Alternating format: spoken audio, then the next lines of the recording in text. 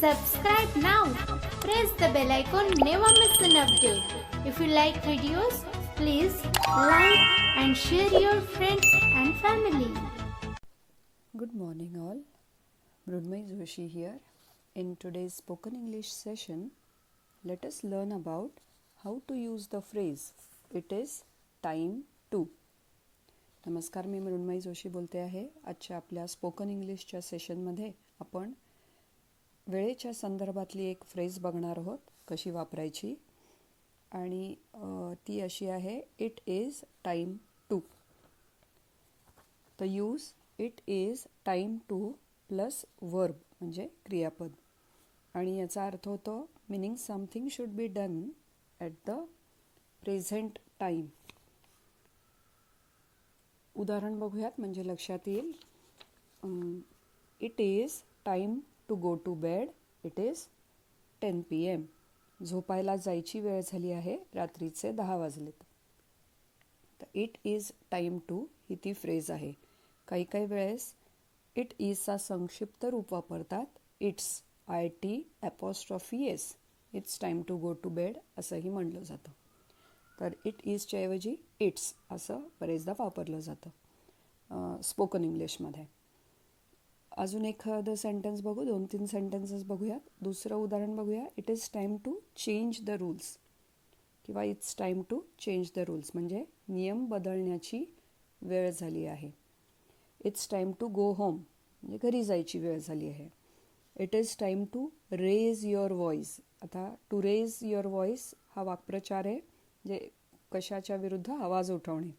तर it's time to raise your voice म्हणजे तुम्ही आवाज उठवण्याची वेळ झाली आहे.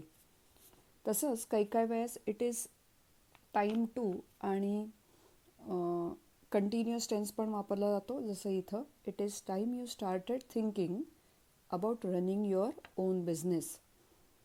आता वेळ आली आहे की तू बिझनेस चालू करण्याचा विचार करावास. स्टार्टेड थिंकिंग कंटिन्युअस टेन्सचा वापर केला आहे, present continuous. It is time you started thinking about running your own business.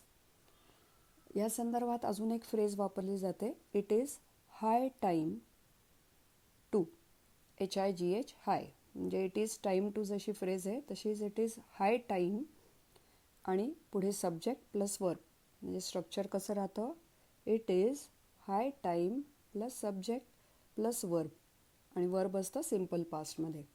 पण याचा अर्थ वेगळा होतो. याचा अर्थ होतो की something should have been done and that is a bit late. म्हणजे एखादी गोष्ट किंवा काहीतरी जी क्रिया आहे ती आधीच केली पाहिजे होती आणि त्याला थोडा उशीरच झाला आहे हे सुचवायचं असतं, तेव्हा आपण वापरतो it is high time to. म्हणजे action should have happened by now or done by now but it has become a bit late.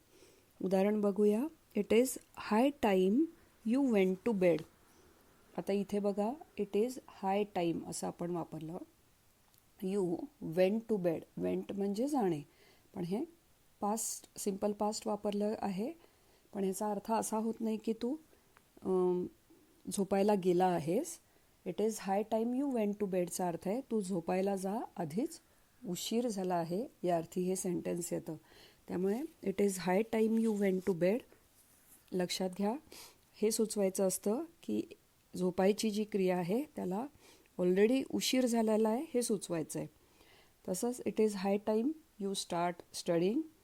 Exams have come near म्हणजे तू अभ्यास करायला आधीच उशीर झालेला आहे आणि परीक्षा जवळ आलेली आहे.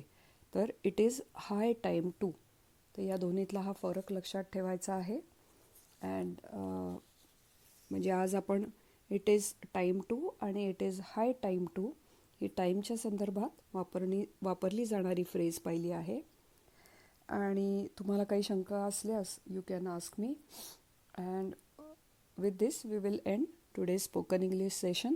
Thank you. धन्यवाद.